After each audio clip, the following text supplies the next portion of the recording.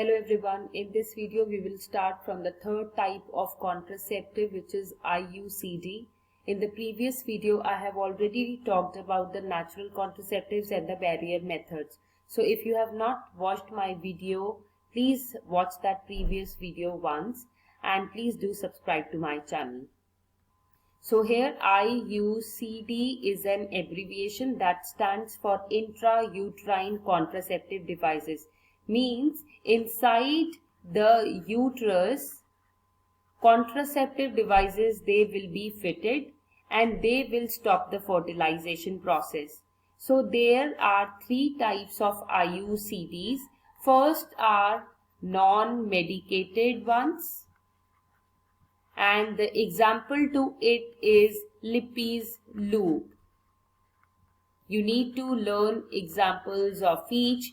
The second one is intrauterine device, which is fitted in the uterus, and this is very commonly used, known as copper T. So Cu here refers to copper, and we have used the alphabet capital T because the contraceptive is of the shape of T. The third type of IUCD is hormonal IUCD. The name itself again making a sense that hormones will be released in the body. So the commonly used hormonal IUCD is Progest Assert. You need to learn all the three examples which I have listed here: Lippy's loop, copper T, Progest Assert. Now in board examination, one more thing is also asked: why are IUCD's role? What is the role of copper in it? So there are basically three roles of the copper. It does the phagocytosis of sperms. This is role number one.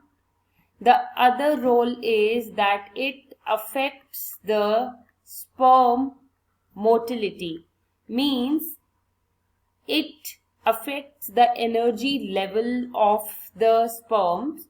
So that's why they are not able to move quickly, and once they will not be able to move quickly and not at the ampulla isthmic junction even, there will be no fertilization. The last role is, of course, they decrease or decline the frequency of... Please don't forget to like, share and subscribe my channel. Don't forget to press the bell icon for the recent updates.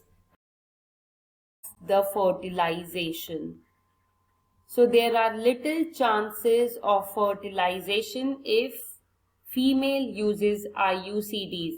Now in the element copper is used, that requires a subsequent change. Means it is inserted in the uterus for some period of time and then it has to be renewed. The fourth type of contraceptive method is the usage of the oral pills. Now we use the word pills here for the tablets, and oral means because the female will consume these pills through her mouth. That is why the pills are named as oral pills. One such tablet is Saheli, which is a contraceptive. It has to be taken every day once till 21st day.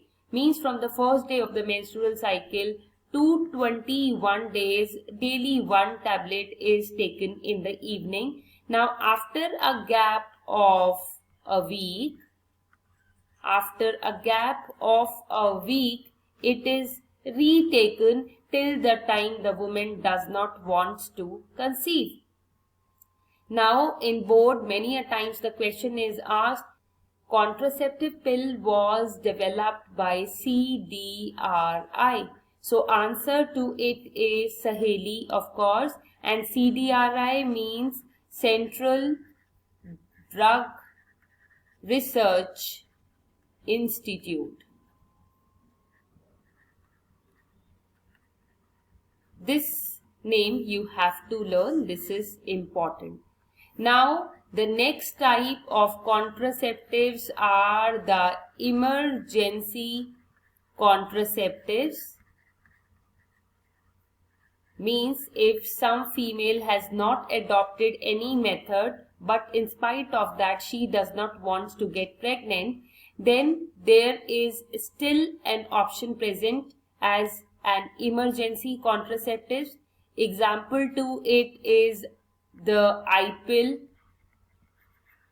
Now, essentiality is that within 72 hours of coitus or physical contact, this has to be definitely consumed, otherwise it may lead to pregnancy.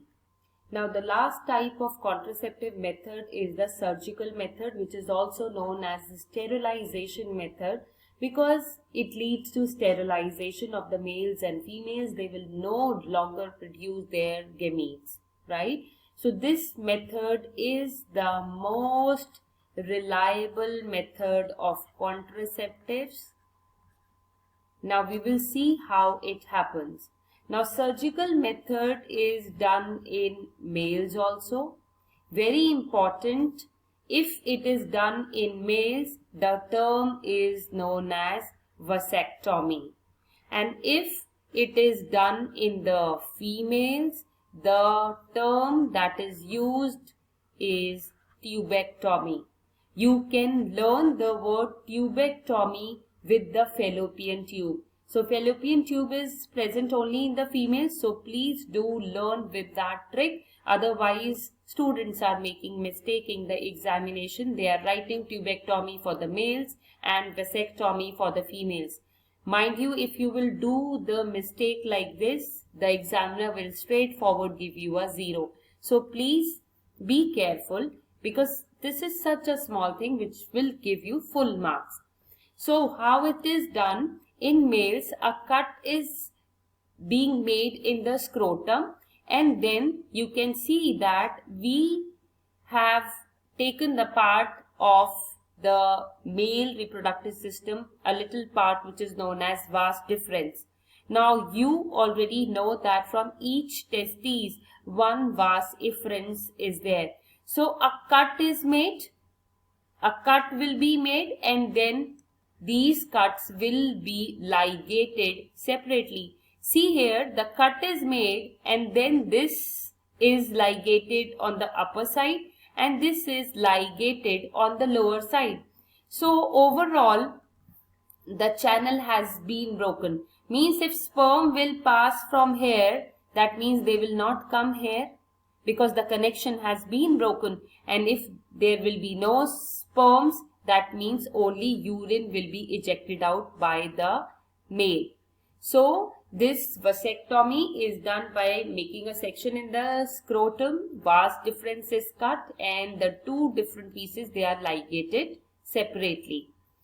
In females, fallopian tube is cut and ligated. So suppose if you are making a cut here, then these ends will be ligated separately.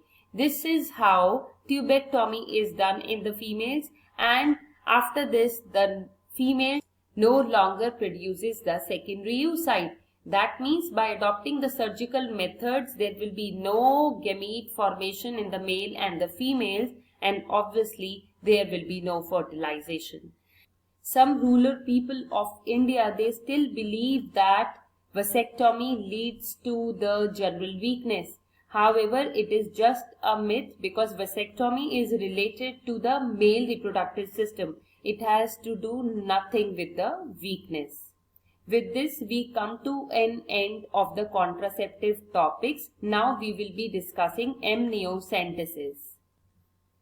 Amniocentesis is a technique in which amniotic fluid is taken from the pregnant woman and then karyotype study is done.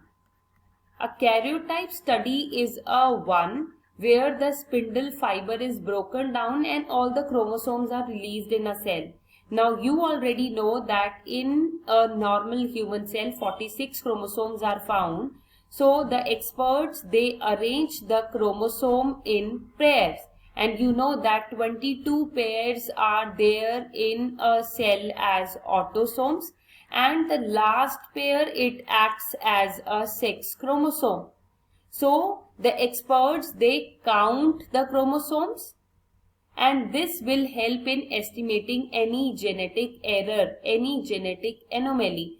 So amniotic fluid is used to do a technique. The name of the technique is amniocentesis, that helps in tracing the genetic errors. Now if the genetic errors, they are traced, as I have already discussed in the previous chapter, that pregnancy period is divided into 3 trimesters. Trimester is a period of 3 months. So overall gestation period is of 9 months. So 3 trimesters are there.